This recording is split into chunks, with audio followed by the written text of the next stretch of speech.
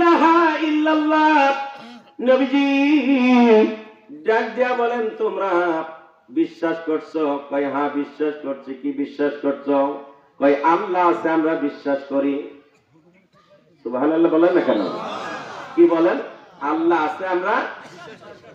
ইয়া রাসূলুল্লাহ, ইয়া হাবিবাল্লাহ, আল্লাহ আছে বিশ্বাস করি। সাহাবী দেখছো? কয় দেখি নাই। তো বিশ্বাস করো কেন?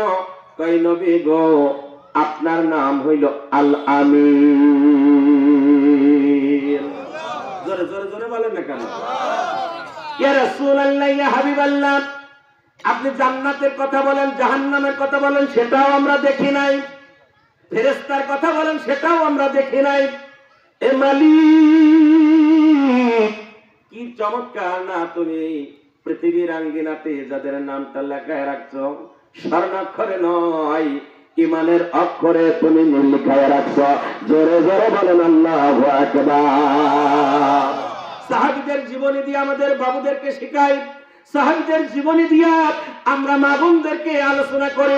তার মানে যাদের জীবনীটাই হলো আমাদের পরিবারের জন্য শান্তি। কি চমৎকার জীবন গঠন করেছেন ভাইরা। আর আমাদের 2-10 বছর 70 বছরের হায়াতে আমরা যেন মডেল হতে পারি নাই, আমরা যেন কবরকে জয় করতে পারি নাই, আমরা আখিরাতের চিন্তার থেকে যেন কোথায় চলে গেছি। আজকে মা বোনেরা আখিরাতের কথা না বললে কেন? স্বামী কষ্ট পেয়ে যাবে, শ্বশুর শাশুড়ি কষ্ট পেয়ে যাবে, মুরব্বী কষ্ট পাবে কেন গো? শুধুমাত্র একটাই কারণ, আমাদের যদি জানা থাকতো আম্মা জানের কথা।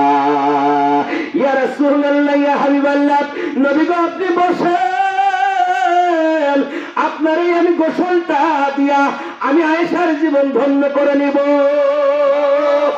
ইয়া রাসূলুল্লাহ, ইয়া হাবিবাল্লাহ, আপনি বসেন। নবীজি বসে গেলেন। আম্মা জান আয়েশা সিদ্দিকা রাদিয়াল্লাহু আনহা তিনি তেল মালিশ করছেন।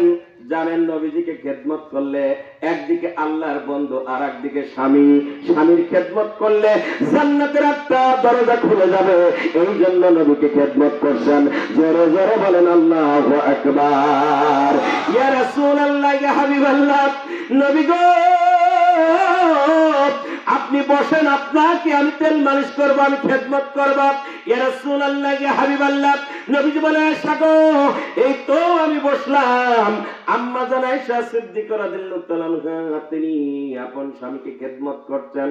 আমার আপনার নবী সরকারে দে আলম, নূরে মুজাসসাম, হায়াতুন নবী, জিন্দা নবী, যার খেদমত করার কারণে আল্লাহর পক্ষ থেকে জান্নাতের গ্যারান্টি। আল্লাহু আকবার। যার খেদমত করার জন্য জান্নাতের গ্যারান্টি দিয়ে দিয়েছেন। সাপেও খেদমত করে, গাছও খেদমত করে, পশু পাখি পর্যন্ত নবীজিকে খেদমত করে, রাহমাতুল লিল আলামিনকে খেদমত করে। নবী গো আমি একটু খেদমত করব, আপনার খেদমত করব। নবীজি অনুমতি দিয়ে দিলেন। রাহমাতুল লিল আলামিনকে একটা জলচকির উপরে বসায়া দিলেন। নবীজি বসলেন। আম্মা জান আয়েশা সিদ্দিকা রাদিয়াল্লাহু তাআলা আনহা তিনি কাছে গিয়ে তেল মালিশ করতেছেন। করতে করতে করতে করতে করতে করতে রাহমাতুল লিল আলামিনের ঘাড় মুবারকের দিকে গেছেন। নবীজির ঘাড় মুবারকের উপরে নবুয়তি মোহর রয়েছে, ঈমানের সাথে দেখলে জান্নাতি। ইয়া রাসূলুল্লাহ, ইয়া হাবিবাল্লাহ, নবী গো এরই নিচে বড় বড় দাগ দেখা যায়। নবীজি ডাক দিয়ে বলে আয়েশা তুমি কি বলতে চাও? ইয়া রাসূলুল্লাহ, ইয়া হাবিবাল্লাহ, যেই চেহারার উপরে মশা মাছি পর্যন্ত বসে না, আল্লাহ নিষেধ করে দিয়েছেন, আল্লাহ নিষেধ করে দিয়েছেন। আপনাকে মশাও কামড়ায় না, আপনাকে সাপেও দংশন করবে না, কোন পশু পাখি পর্যন্ত আপনার খেদমত করবে নবী গো। তাহলে আপনার জন্য তো বসন্ত রোগ তো হয় নাই নবী গো।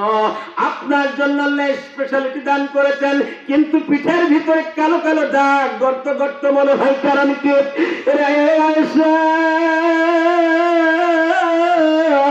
আয়েশা তুমি কোথায় থেকে প্রশ্ন করলা? আয়েশা, তোমারে আমি বলি তুমি আমার বিবি, আমি তোমার স্বামী, এখানে তুমি আর আমি। এরে আয়েশা, কি বলতে চাও তুমি একটু খুলে বলো। নবী গো, আপনার যে পিঠে দাগ দেখা যায়, এই দাগটাতে কোনো রোগ নয়। নবী, এই দাগটা কিসের কারণে হইল? নবীজি চোখের পানি ছেড়ে দিয়ে কেঁদে বলেন, আয়েশা, আয়েশা রে,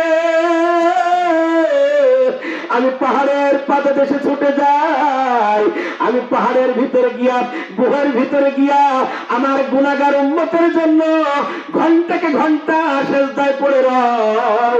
আমি আমার আল্লাহকে ডেকে বলি, আল্লাহ, আমার গুনাহগার উম্মত, আমার গুনাহগার উম্মত, আল্লাহ তুমি আমার গুনাহগার উম্মতকে মাফ করে দাও। জাহান্নাম দেখাইলা আল্লাহ, জাহান্নামের ভিতরে এত কঠিন আযাব আমার উম্মত সহ্য করতে পারবে না। ও মালিক,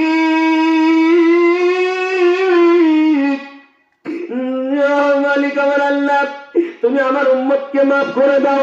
আয়েশা রে, শুধু পাহাড়ের গুহায় নয়, আমি পাগলের মতো করে ছুটে গেছি তায়েফবাসীর কাছে, আমি দাওয়াত নিয়ে গেছিলাম। ইলাহা ইল্লাল্লাহু মুহাম্মাদুর রাসূলুল্লাহ সাল্লাল্লাহু তাআলা আলাইহি ওয়াসাল্লাম। আয়েশা রে,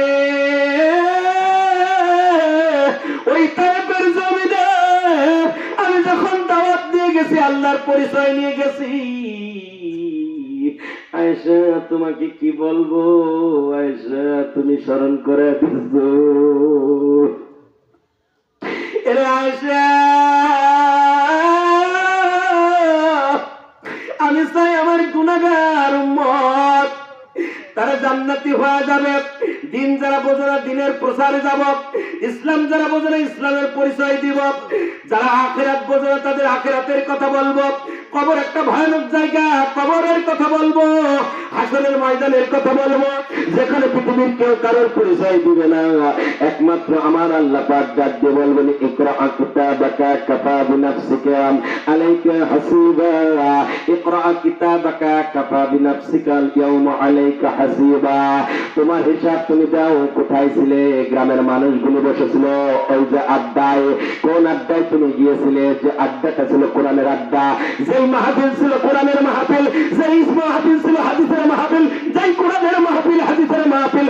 মা বাবার দোয়ার অনুষ্ঠান তোমার জন্য হয়েছে, সমাজের কল্যাণের জন্য অনুষ্ঠান হয়েছে, রাষ্ট্রের জন্য হয়েছে, সমাজের জন্য হয়েছে, ছেলের জন্য হয়েছে, মেয়ের জন্য হয়েছে, দোয়া হয়েছে।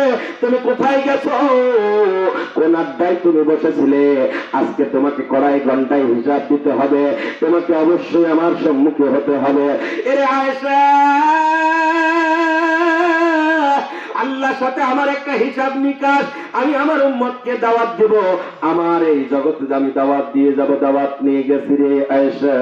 আয়েশা ডাক দিয়ে বলেন, প্রাণের স্বামী ইয়া রাসূলুল্লাহ, ইয়া হাবিবাল্লাহ। নবী আপনি বলেন, আল্লাহর হাবিব ডাক দিয়ে বলে, আয়েশা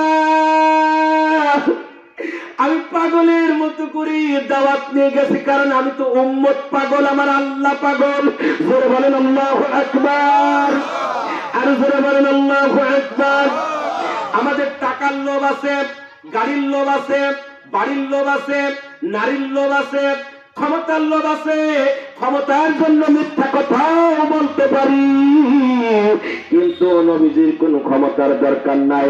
আমার নবী চাই কিভাবে আপনার মতো আমার মতো পাগল জান্নাতি হবে। ইয়া রাসূলুল্লাহ, ইয়া হাবিবাল্লাহ, বলেন দয়া করে কি হয়েছে, ব্যাপারটা বুঝি না। ইয়া রাসূলুল্লাহ, দয়া করে বলেন, মেহেরবানি করে একটু জানা যান। নবীজি ডাক দিয়ে বলেন, আয়েশা শোনো, তাহলে তোমাকে জানাই, আমি তায়েফের জমিনে দাওয়াত নিয়ে গেছি, ইসলামের আখিরাতের দাওয়াত, আমার আল্লাহর দাওয়াত নামা পৌঁছাতে গেছি, কিন্তু ওই সমাজের মানুষ ছোট্ট ছোট্ট ছেলেদেরকে লাগা দিছে। এরে আয়েশা,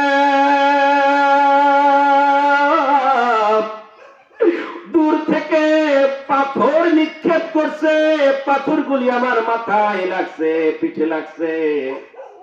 এরপরে আমি কয়েকবার বেহুশ হয়ে গিয়েছিলাম। হযরতে যায়েদ ডেকে বলেন, ইয়া রাসূলুল্লাহ, ইয়া হাবিবাল্লাহ, নবী গো, যে চেহারা দেখে দেখে আমার আল্লাহ তাআলা কুদরতি কল ঠান্ডা করে, সুবহানাল্লাহ বলেন।